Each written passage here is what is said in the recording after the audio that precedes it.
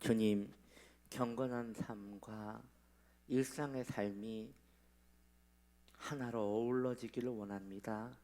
우리의 마음을 지켜주시어서 우리가 정말 경건한 성화의 삶을 기뻐하며 지속적으로 유지할 수 있는 마음을 주소서. 주님, 도전할 수 있는 힘을 주소서. 지켜주시옵소서. 예수님의 이름으로 기도드립니다. 아멘.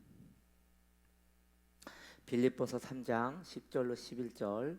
내가 그리스도와 그 부활의 권능과 그 고난에 참여함을 알고자 하여 그의 죽으심을 본받아 어떻게 해서든지 죽은 자 가운데서 부활에 이르려 하노니. 아멘.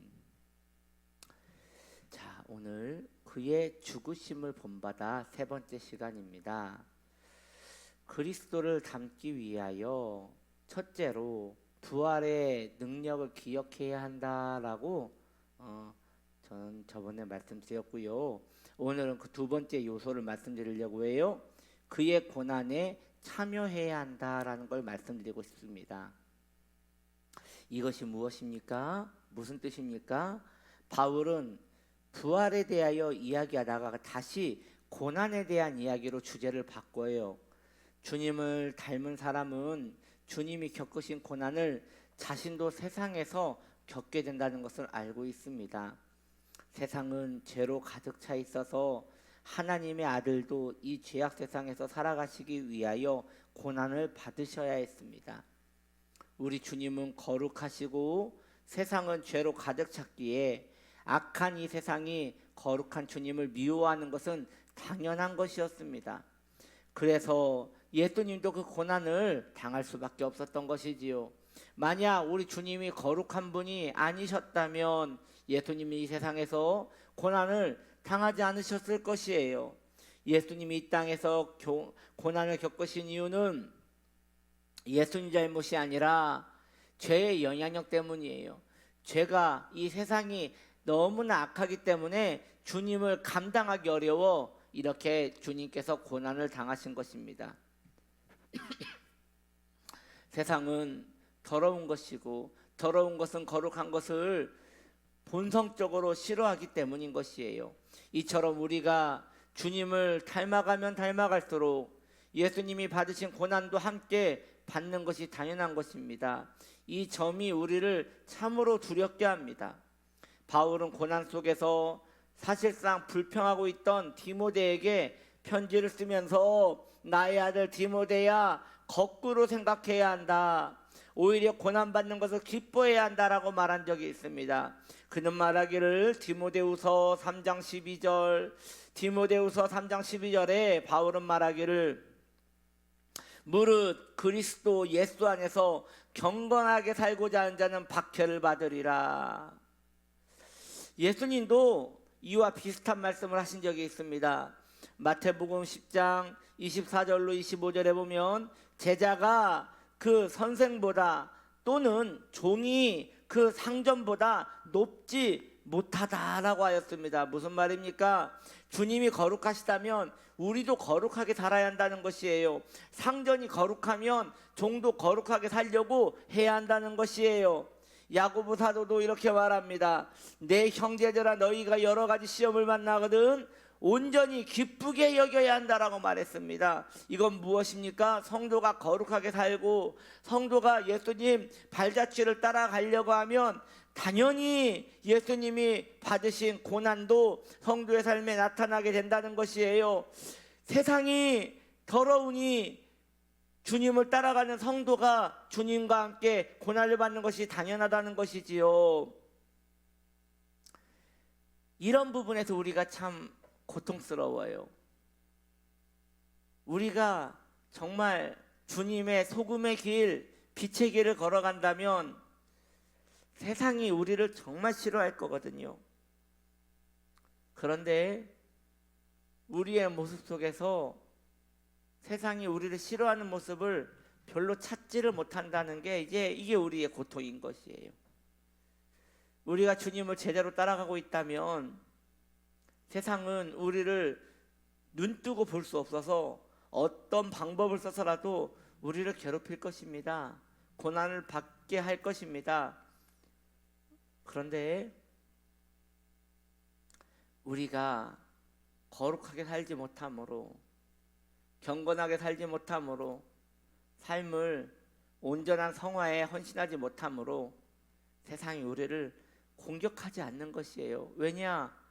세상이 볼 때 너나 나나 그렇게 다를 바가 없으니 굳이 너는 내 견제 세력이 되지 않는다라고 하며 이렇게 성도를 놔두는 거예요. 이 세상에서 놔두는 것이에요.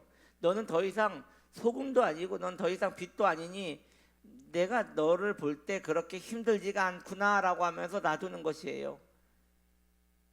이게 참 자존심이 상해야 하는데, 우리는 고난은 무서워하면서 세상이 우리를 우습게 보는 부분에 있어서는, 세상이 우리를 견제하지 않는 부분에 있어서는 너무 마음이 편해하지 않는 것인가라는 생각을 하는 것입니다. 바울은 말합니다.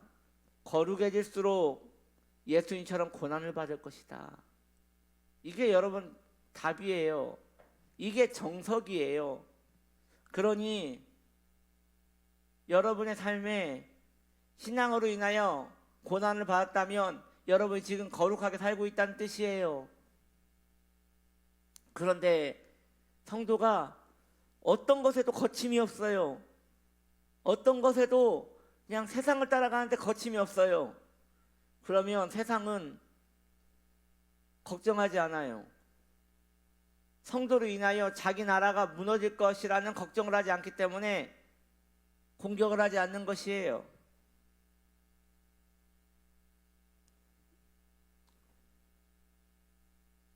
오리가 호수에 나타나면 개구리들이 막 도망갈 것입니다. 왜냐하면 오리가 개구리를 먹으니까요. 근데 오리보다 훨씬 큰, 오리보다 훨씬 거대하게 큰 오리배가 호수에 나타나면 개구리는 걱정하지 않아요. 왜요? 오리배는 생명이 없어서 자기를 공격하지 않거든요.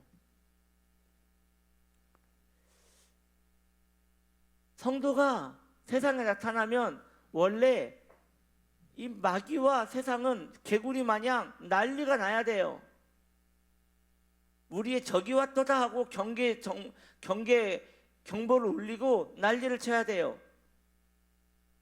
그런데 성도가 세상에 나타나는데 꼭 오리배를 보는 것 같이 아무것도 하지 않아요. 아무것도. 성도가 말할 거예요. 나 교회 간다. 안 무서워해요. 나 기도한다. 안 무서워해요. 왜냐? 세상도 자기의 목적을 위해서 열심히 사는데 너도 너의 인생의 목적을 위해서 신앙생활 열심히 하는 것 아니냐?